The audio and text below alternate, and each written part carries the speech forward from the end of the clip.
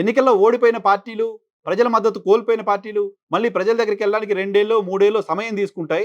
ఆ 2 ఏళ్ల, 3 ఏళ్ల కాలంలో అధికారంలో ఉన్న పార్టీలు చేసిన తప్పుల కారణంగా, ప్రజల్లో వచ్చిన వ్యతిరేకత కారణంగా ఓడిపోయిన పార్టీ మళ్ళీ ప్రజలకు దగ్గరవ్వడానికి, ప్రజలు ఓడిపోయిన పార్టీ వైపు చూడడానికి సంబంధించిన అవకాశం ఉంటుంది. 2019లో టీడీపీ ఓడిపోయిన తర్వాత, టీడీపీ వైపు జనం చూడడానికి, టీడీపీ గట్టిగా ఒక సభ పెట్టుకోవడానికి కూడా 3 సంవత్సరాల సమయం పట్టింది.